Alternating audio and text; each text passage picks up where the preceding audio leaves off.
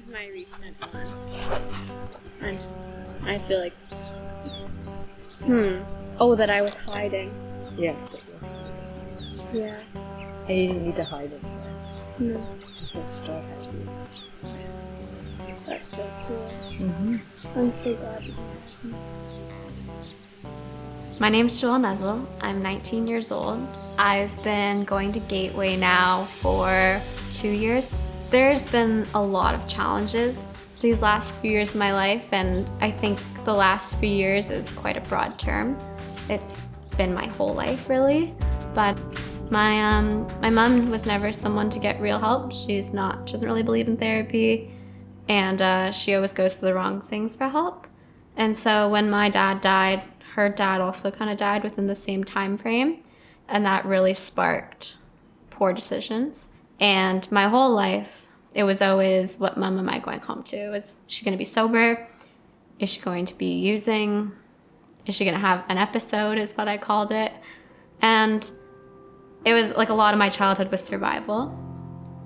It was always weird. I always knew something was wrong deep down because what happened at my house didn't happen at friends' houses. My mom was quite abusive when she was on an episode, and it would get quite violent. I'd get really hurt. I've just learned to just be compliant and be laid back and go with the flow, and unfortunately people please because that was safe. But I always kept it a secret because I didn't want my mom to look like a bad mom. I just became very good at hiding things, and I never told anyone. One time when my mom had an episode, I left. It's the first time I've ever left in my whole life. I must have been like 12. And I ran across the street. Her name was Krista. I was banging on the door.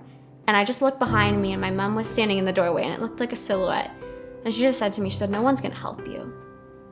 So by the time Krista answered the door, after I was like reefing on the doorbell, she's like, "What's wrong?" And I'm like, "Oh, nothing. Like, I don't know."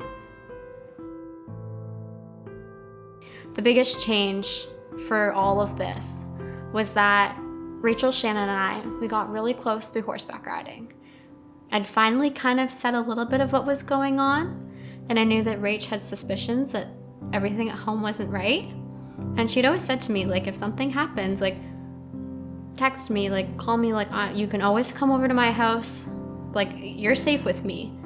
So come November 2019, I had to knock on someone's door again, and it was the scariest thing in my entire life. And they're like, "Oh, like, do you want us to call the cops?" And I'm like, no, not the police. Like, I just need to call Rachel. And Rach was actually in Toronto at the Royal Winter Fair. And she said that, yep, she left. And she came and got me, and I've been living at the Shannons ever since that night. You know, it was very quickly that Sunday rolled around. And, you know, she's like, "We go to church on Sundays." I'm like, "You what? I didn't know this about you." I was like, "Oh my goodness, you guys are Jesus freaks." Like, what? And so anyways, I'm like, well, this is a little overwhelming. Like, the hands are going up, and I'm a little scared, and I don't know what this is. And it was actually really cool because I started to go like, yeah, I like this. Like, Pastor Steve up there, like, I don't know who this guy is, but like, he makes sense. And it resonated with me. And God really softened my heart.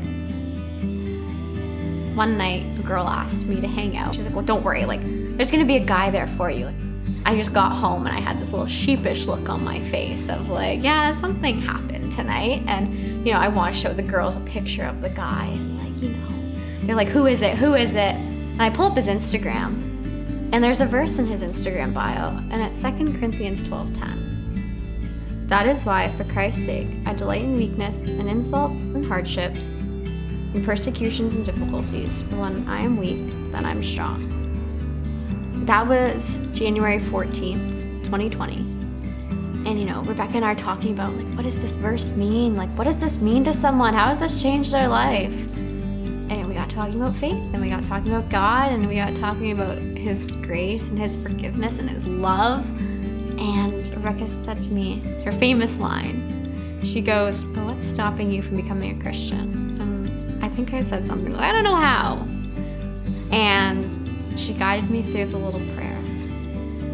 And that moment I devoted my life to God. Rebecca has been such a role model in my life. My mom did her very best, and I know that. But just even having Rebecca step in and just be that godly mom figure that I never had, and she's taught me a lot about myself because I no longer believe that no one can help me. I know that God is going to be there for me. And I've learned that through my trauma, through my hard times, through my whole childhood of survival, God was there with me the whole time. I couldn't see it then, but I see it now. Forgiveness has always been something I feel like almost impossible to do. And I don't know how people forgive people without the Lord. Because I know that, I don't have to forgive my mom 108 times. It doesn't change my salvation. I know I'm saved. But to get even closer to Him right now, I can forgive my mom. Because I want to experience as much of His glory as I can. And forgiving my mom is going to just be that door to let God and I have this intimate relationship here on earth. I just want God to continue to show me who He is. I want God to say, look, I'm here in your life, and I'm here in your life, and I'm here too. And I can't wait to be able to look back and go, yeah, I saw Him in all those moments.